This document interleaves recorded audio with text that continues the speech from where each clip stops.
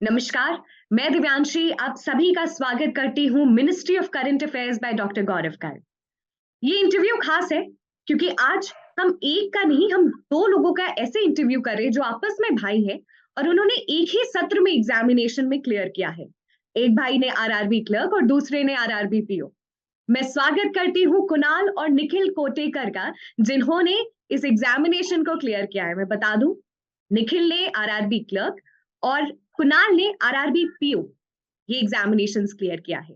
दोनों का स्वागत करती हूँ। ये खास है क्योंकि उन्होंने एक साथ, दोनों भाइयों ने एक साथ तैयारी की और आज एक साथ सक्सेसफुल हैं एग्जामिनेशंस में और जुड़े हैं हमारे साथ। स्वागत है कुणाल और Nikhil. Thank you ma'am. Thank you ma'am. थोड़ा सा बताएं अपनी जर्नी के बारे में, अपने दोनों के बारे में। मैडम, हम हमारा दोनों का मैडम, हम बेसिकली मध्य प्रदेश जो है वहाँ छिंदवाड़ा डिस्ट्रिक्ट सौसर तहसील से बिलोंग करते हैं। हमने 12वीं तक के जो है साइंस में एजुकेशन किया है, लेकिन उसके बाद हमने प्रिपरेशन करने के लिए जो है आर्ट्स में ग्रेजुएशन किया है। मैं इससे करीब 1.5 साल से बड़ा हूँ, और लेकिन चूंकि मेरा 1 साल का गैप था तो हम दोनों का ग्रेजुएशन मैडम 2020 में कंप्लीट हुआ है, बैचलर ऑफ आर्ट्स से। तो कुणाल, आप अपने बारे में बताएं थोड़ा सा। जी मैम, मेरा नाम कुणाल है और मैंने अपना जो एजुकेशन है 12वीं तक मैथ्स में किया। उसके बाद मेरा ग्रेजुएशन बैचलर ऑफ आर्ट्स में हुआ। 2020 में लगभग मैंने मेरा ग्रेजुएशन खत्म किया, लेकिन कोरोना काल में मैं एसएससी की तैयारी कर रहा था। लेकिन एसएससी के एग्जाम थोड़े बहुत डिले होते गए, इस कारण से मेरा जो रुझान हुआ बैंक की तरफ बढ़ता गया, क्योंकि इसका फास्ट और फेयर जो ये जो है इसका सिलेक्शन प्रोसेस वो मुझे बहुत अच्छा लगा, इसलिए मैंने बैंकिंग की तैयारी की। और आज 1 जनवरी 2023 को एज अ पीओ मैं सिलेक्टेड हो चुका हूँ। सो कुणाल और निखिल, मैं आप दोनों से ये जानना चाहूंगी कि कैसे सोचा कि एक साथ तैयारी करनी है, एक साथ एग्जामिनेशन भी क्लियर करना है। क्या ये पहले से था या एक कोइंसिडेंस है कि आप लोग ने एक साथ तैयारी की और एग्जामिनेशन एस किया? नहीं मैम, ये कोई कोइंसिडेंस नहीं है, लेकिन हमने पहले से सोच रखा था कि हमें गवर्नमेंट जॉब्स की तैयारी करनी है, बट ये नहीं सोचा था कि बैंक की तरफ ही जाना है। पहले हमने एसएससी वगैरह ट्राई किया, रेलवे वगैरह ट्राई किया, और लेकिन जॉब की एक जरूरत महसूस हुई, तो जो कि बैंक ही 6 महीने में दे सकता था, इसीलिए हमने बैंक की तरफ तैयारी करने का सोचा। सो जब दो भाई एक साथ तैयारी करते हैं, क्या एडवांटेज रहता है, उसके बारे में थोड़ा बताएं। मतलब एक दूसरे के डाउट्स वगैरह क्लियर होते हैं, एक दूसरे के नंबर देख के मतलब मोटिवेट होते हैं, मतलब इम्प्रूव एक दूसरे के नंबर देख के हम मतलब दोनों खुद से एनालिसिस करते हैं कि क्या गलती हो रही है और क्या अच्छा किया जा सकता है। ये सब जो चीजें है वो एक दूसरे को बेनिफिट करती है। जब तैयारी एक साथ शुरू की, क्या सोचा था मन में और कैसे स्ट्रैटेजी बनाई कि जो दोनों के लिए काम करे? मैडम, एक्चुअल में हम जब अंडर ग्रेजुएशन ग्रेजुएशन कर रहे थे तब दोनों जो है एसएससी के लिए ट्राई कर रहे थे, लेकिन वहां हमें इतनी सफलता नहीं मिली। लेकिन एक हमारे सीनियर थे, उन्होंने हमको बताया कि अगर आपको जल्दी से जॉब चाहिए तो बैंकिंग एक ऐसा सेक्टर है जो आपको जल्दी से जॉब दे सकता है। तो हमारा धीरे धीरे मैडम इंटरेस्ट जो है बैंकिंग में बढ़ने लगा। जब हम बैंकिंग की प्रिपरेशन थे, स्टार्टिंग फेज में थे, तो हमको ऐसा लग रहा था कि शायद बैंकिंग में जो है अच्छा कर हम और कर सकते हैं। तो धीरे धीरे हम बैंकिंग में ही जो है एसएससी से पूरी तरीके से बैंकिंग में स्विच होने लग गए। और मुझे याद है अभी भी लास्ट टाइम जो है एसबीआई का जब नोटिफिकेशन आया था 21 में, तब से हमने बैंकिंग की प्रिपरेशन शुरू की है। लेकिन वहां उतना ज्यादा प्रिपरेशन नहीं था, लेकिन वहां एक दो प्रीलिम्स क्लियर हुए, लेकिन फाइनल सिलेक्शन वहां नहीं हो पाया। लेकिन हमने हमारी स्टडी जो है उसको कंटिन्यू किया, तो हमको जो है मैडम ये 2022 में काफी सारी एग्जाम में सफलताएं मिली, चाहे वो प्रीलिम्स हो, अभी एक दो मेंस की रिजल्ट और आना बचा हुआ है। तो इस तरीके से हमने मैडम बैंकिंग की प्रिपरेशन को कंटिन्यू किया। निखिल, कहते हैं एक रोड मैप बनता है। अ, उस रोड मैप पर अलग अलग समय पे आपको क्या एक्ट करना है, क्या तैयार करना है, क्या सेक्शंस लेने हैं, वो आपको पता होना चाहिए। कुणाल, मैं आपसे जानना चाहूंगी ये चीज कि ये रोड मैप कैसा रहा आपका, कैसे बनाया और अलग अलग सेक्शंस को कैसे तैयार किया? देखिए, सबसे पहले जो मेरा रोड मैप है मेरे भाई ने ही तैयार किया। जैसा जैसा वो करता गया, जैसा जैसा वो बोलता गया, वैसा वैसा मैं करता गया। लेकिन अपने हर एक व्यक्ति की अपनी एक अलग स्ट्रेटेजी होती है, जैसे, और वो एग्जाम के फेज के हिसाब से, समय के हिसाब से बदलती है। जैसे प्रीलिम्स में आपको प्रीलिम्स के हिसाब से पढ़ना होता है, मेंस में आपको मेंस के हिसाब से पढ़ना होता है। प्रीलिम्स में आपको उतना जीए पे फोकस नहीं करना होता है, लेकिन जैसे ही आप मेंस की तरफ बढ़ते हैं तो आपको करंट अफेयर पढ़ना होता है। तो यही कुछ ऐसे सेक्शंस हैं, आपकी स्ट्रेटजी आपको समय के हिसाब से बदलनी पड़ेगी। जो टॉपिक की रिक्वायरमेंट है उसे उस हिसाब से पढ़ना होगा। और वही मैंने किया। ऐसा नहीं कि मैंने एकदम शुरुआत से ही मेंस पे फोकस किया या फिर मेंस के समय में मैंने प्री पे ही फोकस किया। समय की रिक्वायरमेंट के हिसाब से मैंने पहले प्री फिर मेंस, और जब जब करंट अफेयर की जरूरत पड़ी तब तक मैंने करंट अफेयर को सही ढंग से पढ़ा, और यही कारण रहा कि मैं इस एग्जाम को क्लियर कर पाया। अब थोड़ा सा एग्जामिनेशन का जो रोड मैप रहा, जो फ्लो रहा, वो बताएं। एग्जामिनेशन मैडम ऐसा है कि बैंकिंग का यही एडवांटेज है कि एक साल में जो है बैंक आपको एक ही तैयारी में बहुत सारे चांसेस देते हैं, चाहे वो आईबीपीएस हो, आरआरबी हो, एसबीआई हो। इसके अतिरिक्त मैडम मेरा ईएसआईसी, यूडीसी, एमटीएस, ये दोनों एग्जाम भी जो है उसका रिजल्ट भी अच्छा रहा। तो चूंकि बैंक जो है बहुत सारे हमको अपॉर्चुनिटीज देता है एक ही प्रिपरेशन में, तो इसी रोड मैप इसके लिए जो है एक ही तैयारी करनी होती है। जैसे आप मैथ्स, रीजनिंग, इंग्लिश और करंट अफेयर्स जो है यही बेसिक मतलब रिक्वायरमेंट्स है, आपको इन्हीं टॉपिक्स को जो है स्ट्रॉन्ग करना होता है। यही रोड मैप हमारा रहा है कि मैथ्स के लिए हमने जो है एसएससी में चूंकि अर्थमेटिक वगैरह सब क्लियर था, लेकिन हमने जब बैंकिंग में आए तो मैडम हमारी ज्यादा डिपेंडेंसी जो थी वो मॉक वगैरह पर थी। हम मॉक ज्यादा से ज्यादा अटेम्प्ट करते थे और उनका खुद से एनालिसिस करके वही से इंप्रूवमेंट करने की कोशिश करते थे। कितने मॉक टेस्ट लगाने चाहिए, और आप दोनों एक साथ मॉक टेस्ट लगाते थे या फिर कैसे?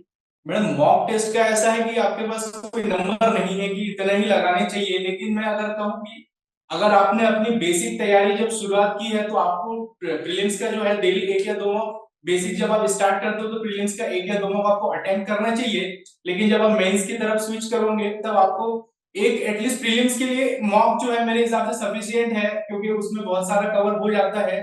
और मेंस के लिए जो आप जितना ज्यादा मॉक लगाओगे, जितना ज्यादा खुद को एनालिसिस करोगे, वही आपको जो है इंप्रूवमेंट देगा। स्पीड और एक्यूरेसी का एक बहुत इंपॉर्टेंट खेल होता है। कुणाल, मैं आपसे जानना चाहूंगी कि किस तरीके से इनमें सामंजस्य बनाएं। सबसे पहले तो मैडम एक्यूरेसी और स्पीड में से आपको एक्यूरेसी को पकड़ना है। जब तक आपके पास एक्यूरेसी नहीं होगी, आप स्पीड होने का कोई फायदा नहीं है। आप जितने भी सवाल लगा रहे हैं, अगर मान लीजिए वो सही ही नहीं है तो फिर आपकी स्पीड कोई काम की नहीं है। लेकिन अगर आपके पास एक्यूरेसी है, एक्यूरेसी पे धीरे धीरे काम करके स्पीड को बढ़ाया जा सकता है। और एक्यूरेसी बैंक एग्जाम में बहुत मायने रखती है, बहुत ही ज्यादा मायने रखती है। इवन मेंस में आपके पास स्पीड हो या ना हो, लेकिन आपके कॉन्सेप्ट और एक्यूरेसी बहुत सही होनी चाहिए। आप कम सवाल ही लगाए, लेकिन एकदम सटीक सवाल लगाए, सही सवाल लगाए, तभी आपका मेंस क्लियर हो सकता है। कुछ और बताएं जो हम आप दोनों की तैयारी का यूएसपी रहा है, उसको हम पूछेंगे। मैडम पहला पॉइंट मैं ये बताना चाहूंगा, बैंकिंग ही नहीं आप कोई भी तैयारी करें, आपके लिए सबसे इंपॉर्टेंट ये है कि आप उसमें निरंतरता को बनाए रखें। जैसे आज कर रहे हैं कल नहीं कर रहे हैं तो ये चीज आपकी जो फ्रूटफुल नहीं होगी। तो अगर आप अपनी नियमितता को बनाए रखते हैं तो जरूर से जरूर आप 6 महीने या एक साल के अंदर जो है मैडम इतनी तैयारी तो कर सकते हैं कि आप एग्जाम को क्रैक कर सकते हैं, बट रेगुलरिटी होनी चाहिए। दूसरी चीज मैं ये बताना चाहूंगा मैडम कि आपको जो है बैंकिंग के लिए स्पेशली मॉक्स जो है उन पर ज्यादा से ज्यादा उन्हीं से सीखने की कोशिश करनी चाहिए। काफी सारे लोग जो है वो मतलब ऑनलाइन वीडियोस वगैरह पर डिपेंड करते हैं, लेकिन एक समय तक मैडम आपको ऑनलाइन देख सकते हो, लेकिन एक समय के बाद आपको खुद से ही प्रैक्टिस करना होगा। ये सबसे ज्यादा इंपॉर्टेंट है मेरे हिसाब से, स्पेशली बैंकिंग के लिए। और दूसरा, तैयारी में कंसिस्टेंसी काफी इंपॉर्टेंट। हम कहते हैं कंसिस्टेंसी एक इम्पॉर्टेंट पार्ट होती है, लेकिन जो भी हम गलतियां करते हैं प्रोसेस में, उसका इम्प्रूवमेंट एनालिसिस वो एक अहम हिस्सा भी होता है। तो वो जो एनालिसिस और करेक्टिव है पूरे एग्जामिनेशन में, कहाँ गलत जा रहे हैं, उसको कैसे हम संभालें, खुद को सीखें और आगे बढ़े। मैम सबसे पहले जब आप मॉक देंगे, मॉक में आपको अपनी गलतियां पता चलेगी कि ये टॉपिक मेरा वीक है, यहाँ पे मुझे काम करने की जरूरत है। तो कुछ नहीं करना, उसी टॉपिक को आपको यूट्यूब पे सर्च करना है। यूट्यूब पे ढेरों वीडियोस आपको मिल जाएंगे, उसे सबसे पहले सीखना है। उस पर ढेरों सारे क्विजेस से सवालों को हल करना है, ज्यादा से ज्यादा प्रैक्टिस करनी है। और फिर जब आप मॉक लगाएंगे तो उसी सवाल को आपको सही करना होगा, और इवन वो सही हो जाएगा अगर आपने इनफ उसके ऊपर प्रैक्टिस कर रखी है, उसके बारे में सोचा है, उसे अच्छे से जाना है, तो वो सवाल सही हो जाएगी। एक्यूरेसी मेंटेन करना है आपको। और मॉक टेस्ट का काम ही है कि आपको आपकी गलतियां बताए और आप उस पर काम करें। अगर आप उस पर काम ही नहीं कर रहे, उसे एनालिसिस ही नहीं कर रहे, तो अगली टेस्ट में आप उसे गलत ही करें। तो सबसे ज्यादा यही है कि आप सबसे पहले देखिए कि मेरे कौन कौन से टॉपिक वीक है, उसे सर्च करें यूट्यूब पे, उससे पढ़िए, जाने, उस पर अच्छे सारे क्विजेस लगाए, ढेर सारे सवाल लगाए, और फिर मॉक में उस सवाल को सही करें, और ये सही हो ही जाए। मतलब एक चीज मैं ऐड करना चाहूंगा कि आप जो कह रहे हैं कि जैसे किसी को अगर सफलता नहीं मिलती किसी एग्जाम में, तो उसको जो है उसी को लेकर नहीं बैठना चाहिए। आपको एटलीस्ट अपनी प्रिपरेशन पे इतना भरोसा होना चाहिए खुद पे कि अगले एग्जाम में हो जाएगा। जैसे बहुत सारे लोगों का अभी मैडम आरआरबी पीओ क्लर्क नहीं हुआ होगा, लेकिन उन्होंने इसके बावजूद भी वो आने वाले फ्यूचर में जो है आईबीपीएस पीओ, एसबीआई पीओ, ये सब एग्जाम क्रैक करेंगे। तो खुद पर एक सेल्फ बिलीफ होना चाहिए कि मेरी प्रिपरेशन जो है मेरे को ये नहीं तो अगले वाले एग्जाम में सफलता जरूर देगी। अलग अलग एग्जामिनेशन का अलग अलग जैसे कहते हैं ना कि कैरेक्टरिस्टिक होता है। आरआरबी आईबी आरआरबी का अलग होगा, एसबीआई से अलग होगा, लेकिन उस एग्जामिनेशन की फील को समझना इंपॉर्टेंट है। आरआरबी में क्या चीजें अलग होती हैं जो और बैंकिंग एग्जामिनेशन से? मैडम आरआरबी में जो है आपको जो मेंस में जो समय दिया जाता है वो 2 घंटे का दिया जाता है। अब ये आप पे डिपेंड करता है कि आप कौन से क्वेश्चन को या कौन से सेक्शन को ज्यादा समय देते हो। आईबीपीएस या एसबीआई की बात करें तो यह सेक्शनल समय होता है, वहां यही डिपेंड करता है कि आप उस सेक्शन के लिए जो समय अलॉट हुआ है उसमें कितना ज्यादा से ज्यादा क्वेश्चन कर पाते हो। लेकिन आरआरबी में जो है स्पेशली क्वेश्चन को सिलेक्ट करना एक बहुत इंपॉर्टेंट पार्ट है कि आप कौन से चैप्टर को जो है ज्यादा से ज्यादा समय देते हो। ऐसा नहीं होना चाहिए कि हम एक ही सेक्शन के पीछे बहुत सारा समय दे दें और बाकी सेक्शन हम कर ही ना पाए। तो यही है कि आरआरबी में क्वेश्चन सिलेक्ट करना बहुत इंपॉर्टेंट है। स्टडी आईक्यू गौरव सर का कितना अहम रोल रहा है? स्टडी आईक्यू और गौरव सर का बहुत बहुत ज्यादा रोल रहा है। मैंने करंट अफेयर अगर किसी व्यक्ति से किया तो वो गौरव गर्ग सर से ही है। मैंने उनके जो बेस्ट 300 यानी 300 वाले जो वीडियोस आते हैं उनको एक वीडियो को 3 3 4 4 बार देखा है ना। अगर मुझे रिवीजन का टाइम नहीं मिल रहा है तो मैं वो वीडियो प्ले कर देता, रात के सोते समय उन्हीं वीडियो को हेडफोन लगा के सुनता था 10 बार। और उन एग्जाम में जब भी गया उनकी आवाज ही मेरे कानों में गूंजती थी कि हाँ भाई इसका सवाल का उत्तर ये है, यही लगना चाहिए और यही सही होगा। तो अ, मैंने ज्यादा किसी दूसरे सोर्सेस पे रिलाय नहीं किया। स्टडी आईक्यू को अच्छे से पढ़ा, उसको जाना, और बैंकिंग अवेयरनेस के वीडियोस भी गौरव गर्ग सर के बहुत हेल्प किया उन्होंने। बैंकिंग के जितने भी मैंने अभी तक मेंस लिखे उन सभी में। और बस इतना ही था।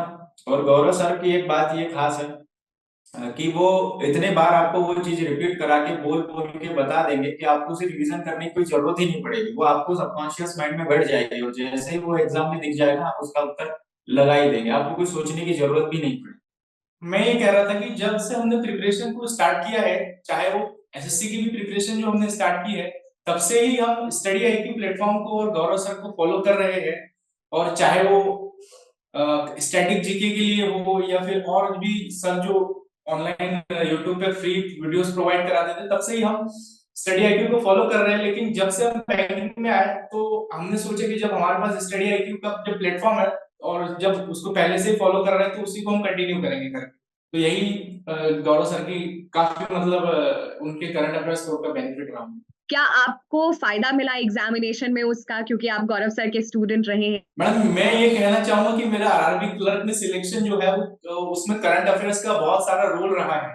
मुझको लगभग मैडम 5 to 6 नंबर जो है वो कट ऑफ से ऊपर है। और मोस्ट ऑफ द मतलब अदर लोगों का अगर देखो तो बहुत सारे लोगों को जो है वो 20 तक के करंट अफेयर्स में आरआरबी क्लर्क के लिमिट कर गए हैं। लेकिन मेरा जो स्कोर आया है मैडम, मैंने 29 अटेम्प्ट किया था 40 में से, जिसमें से मेरे को 25 स्कोर रहा। तो ये बताता है कि मेरे सिलेक्शन में करंट अफेयर्स की काफी इंपॉर्टेंस थी।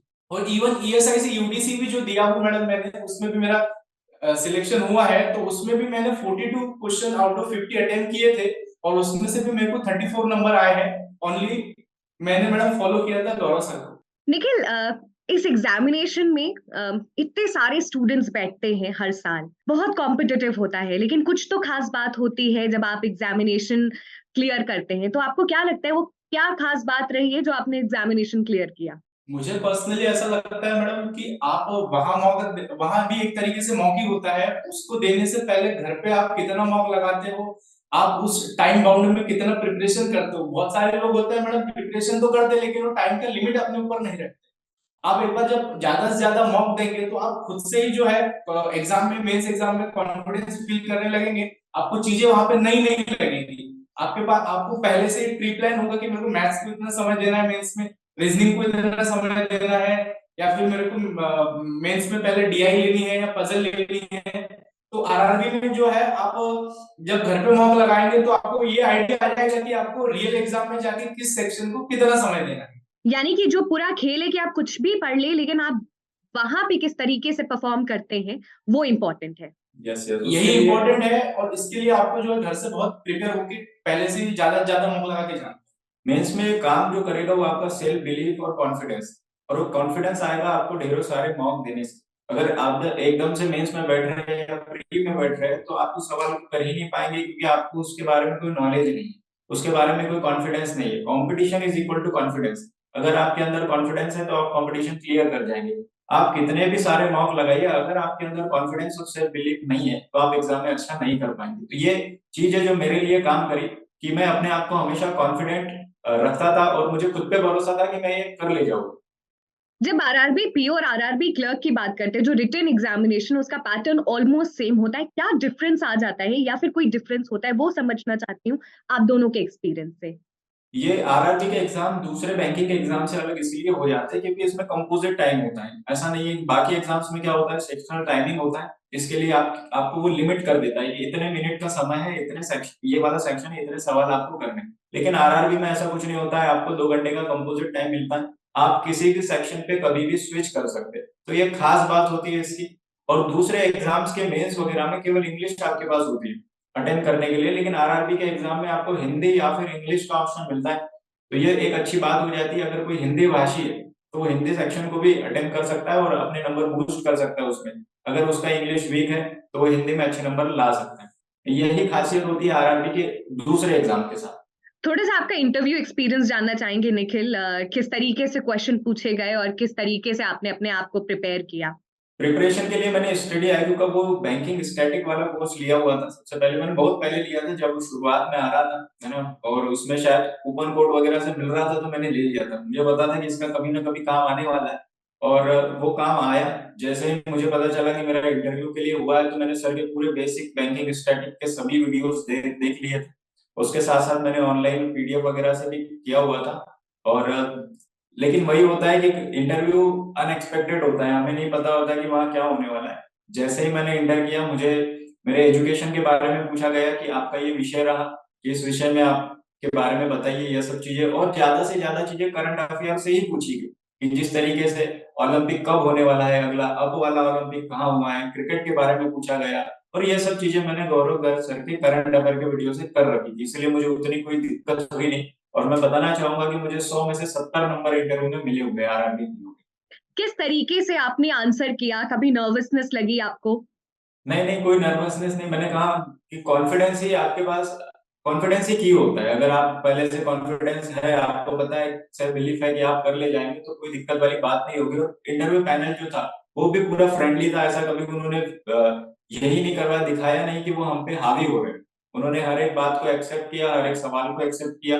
कहीं पे भी उन्होंने कोई ऐसा एक्सप्रेशन नहीं दिया कि जिससे वो नाराज हो चुके। ठीक। और मैंने भी कोशिश की कि जहां पे मुझे सवाल का जवाब पता है वहां पे मैं सही ढंग से दूं, और जहां पे मुझे थोड़ा सा भी डाउट है तो वहां पे मैं सिंपल सॉरी कहूँ और मुझे ये कहूँ कि मुझे इस सवाल का उत्तर नहीं पता है और मैं आगे जाके इसके बारे में पढ़ूंगा और खुद का नॉलेज गेन करूंगा, ऐसा मैंने उनसे कहा। और उनके जो सवाल थे उनके पूछने का तरीका बहुत आसान था। मेरा इंटरव्यू हिंदी में ही हुआ था, इंग्लिश में नहीं हुआ था। और वो हर एक सवाल को क्लैरिटी के साथ पूछ रहे थे, और वो आगे वाले को भी कॉन्फिडेंस दे रहे थे। जैसे हिंट दे रहे थे कि इस सवाल का उत्तर ये होगा करके। तो इस तरीके से इंटरव्यू ओवरऑल रहा। लगभग 10 मिनट या 11 मिनट तक मेरा इंटरव्यू चला था। निखिल, कुणाल, आप दोनों से चाहूंगी, सेशन के एंड में है कुछ आपकी तरफ से टिप सजेशन। मेरे तरफ से एक ही सजेशन रहेगा मैडम, कि अगर आपने कोई भी स्टूडेंट तैयारी शुरू कर रहा है तो सबसे पहले तो उस चीज को जाने कि आप कर पाएंगे या नहीं कर पाएंगे। ऐसी कोई चीज नहीं है कि आप वो नहीं कर सकते। अगर आप वो कर रहे हैं तो आखिरी तक उसे पकड़ के रखिए, क्योंकि इंसान तब उस चीज को छोड़ने की सोचता है कि जब वो उस चीज को कर ले जाएगा। जैसे मान लीजिए कि मैं आरआरबी पीओ क्रैक कर रहा हूँ और तभी मुझे ऐसा लगेगा कि मैं ये नहीं कर पाऊंगा, लेकिन आप कर ले जाएंगे। आपको आखिरी तक बने रहना है, आपको आपके अंदर कॉन्फिडेंस रखना है। और देखिए, जब आपको मौका मिल रहा है, और डिले ना करें किसी भी चीज में। अगर आपको लग रहा है कि आप अभी करेंगे, फिर 1 महीने बाद करेंगे, 1 साल बाद तैयारी शुरू करेंगे, ये सब चीजें ना करें। अगर आपको अभी अपॉर्चुनिटी मिल रही है तो इसका भरपूर फायदा उठाइए, और आगे आने वाले समय में बहुत सारी वैकेंसीज हैं। तो डिले ना करें किसी भी चीज में। और गौरव गर्ग सर तो है फिर आपको गाइड करने के लिए।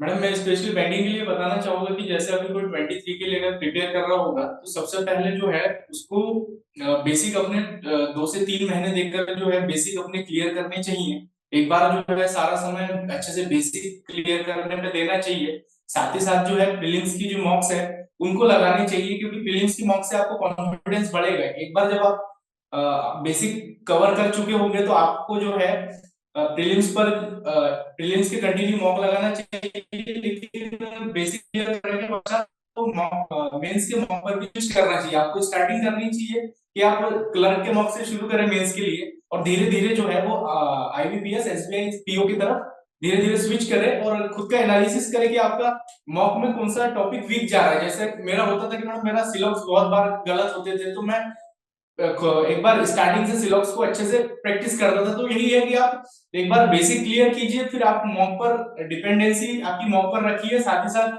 Current affairs, English paper, reading, ये सब चीजों को भी दीजिए। तो और मॉक का ज्यादा से ज्यादा एनालिसिस कीजिए, यही आपकी बैंकिंग प्रिपरेशन में आपको हेल्प करेगा। Thank you Nikhil and Kunal for joining us in this interview session. बहुत ही इंटरेस्टिंग सेशन था जहां हमने दो भाइयों की कहानी सुनी और उन दोनों ने किस तरीके से एक साथ प्रिपेयर किया और एग्जामिनेशन एस किया। पूरी टीम की तरफ से ढेर सारी शुभकामनाएं निखिल और कुणाल। हम आपके उज्जवल भविष्य की कामना करते हैं। Thank you. Thank you so much.